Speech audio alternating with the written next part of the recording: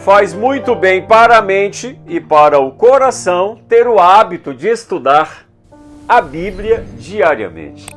Quando nós estudamos a Palavra de Deus, temos o privilégio de ouvir a voz do Deus, o Todo-Poderoso. Em nossa jornada do ano bíblico de hoje, estudaremos 1 Samuel capítulos 9, 10 e 11. Havia um homem de Benjamim cujo nome era Quis, homem de bens. 1 Samuel 9, verso 1. Ele tinha um filho chamado Saul, que a Bíblia relata como sendo tanto mais belo quanto maior em estatura diante de todo Israel. Recebendo ordens de seu pai para ir em busca de umas jumentas extraviadas, Saul percorreu um longo caminho com um dos servos da casa de seu pai. Frustradas as suas expectativas e preocupado com o tempo ausente de sua casa, decidiu então voltar. Mas o moço que com ele estava persuadiu a procurar ali um homem de Deus muito estimado, a fim de saber o caminho que deveriam seguir. Este homem era Samuel. Um dia antes, Deus já havia revelado a Samuel sobre a chegada de Saul e sobre o propósito de consagrá-lo príncipe sobre Israel. Samuel levou Saul e o moço para comerem com ele e acalmou o coração de Saul a respeito das jumentas, garantindo que já as havia encontrado.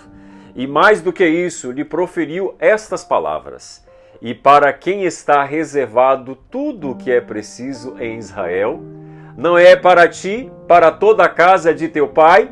1 Samuel 9, verso 20. Certamente estas palavras e o fato de o profeta ter lhe dado lugar de honra entre os convidados, 1 Samuel 9, verso 22, deixou Saul um pouco que confuso.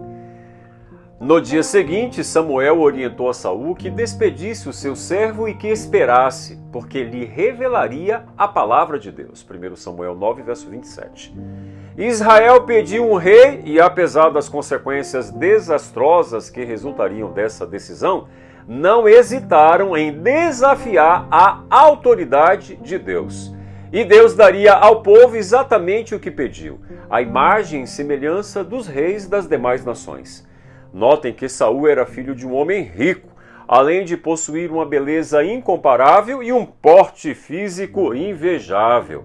Percebam o quadro do governante perfeito. Se houvesse um concurso de beleza masculina em Israel, certamente Saul seria o Mr. Israel.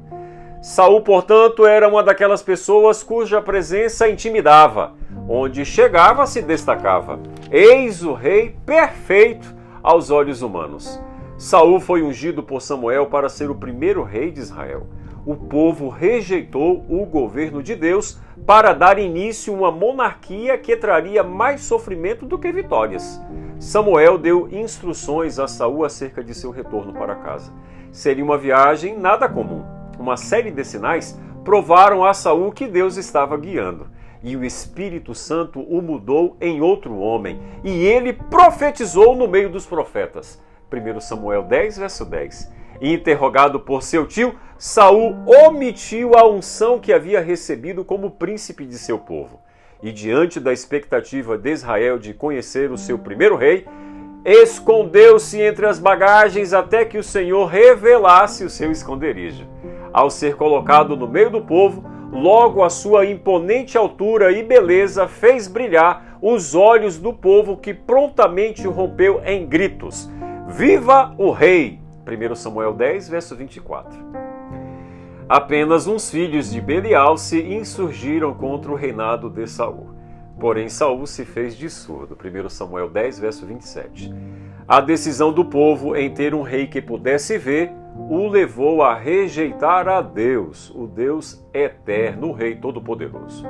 Uma das cidades de Israel, Jabes-Gileade, foi cercada pelos filhos de Amon. Com grande temor, o povo propôs fazer aliança com eles, só que a aliança feita lhes custaria, como o ditado que se diz, um olho da cara. Então 7 dias foi o tempo que tiveram na esperança de que enviasse mensageiros a todo Israel e seus irmãos viessem então socorrê-los. Ao tomar conhecimento do caso, todo o povo chorou em alta voz. 1 Samuel 11, verso 4. Retornando Saul do campo, perguntou: que tem o povo que chora? 1 Samuel 11, verso 5. Ao saber do ocorrido, o Espírito de Deus se apossou de Saul. 1 Samuel 11, verso 6. E acendeu-se então sua ira. Cortou em pedaços uma junta de bois e as enviou por todos os territórios de Israel, ameaçando fazer o mesmo a todos os bois daqueles que não seguissem a ele e a Samuel. Então caiu o temor do Senhor sobre todo o povo, e saíram como um só homem. 1 Samuel 11, verso 7. Formou-se então um grande exército a favor de seus irmãos em Jabes Gileade. Estes, ao saberem do socorro que lhes viria, muitos se alegraram e enganaram os amonitas, declarando que no dia seguinte se entregariam. Contudo, o exército de Israel, liderado por Saul, feriu os amonitas a ponto de não ficarem dois deles juntos. 1 Samuel 11, verso 11. E diante da tamanha vitória, o povo reconheceu a liderança de Saul e quis matar todo aquele que havia rejeitado a Saul como rei. Mas Saul interviu e não permitiu que tal coisa sucedesse diante de um dia glorioso como aquele que Deus havia dado para eles um grande livramento. O profeta Samuel então conduziu o povo a Gilgal para que fosse renovado o reinado de Saul. Ali, de fato, Saul foi reconhecido por Israel como o rei ungido de Deus, e ele muito se alegrou ali com todos os homens de Israel. 1 Samuel 11, verso 15. O povo temeu perder um olho, quando na verdade já havia perdido os dois. Não enxergavam o agir de Deus, apenas a visão embaçada e enegrecida das ações humanas. Permaneciam a fazer ofertas e holocaustos, mas o coração estava bem longe de compreender o real significado dos sacrifícios oferecidos a Deus. Que hoje o eterno Deus nos dê a vitória sobre as nossas próprias fraquezas e nos salve de nós mesmos.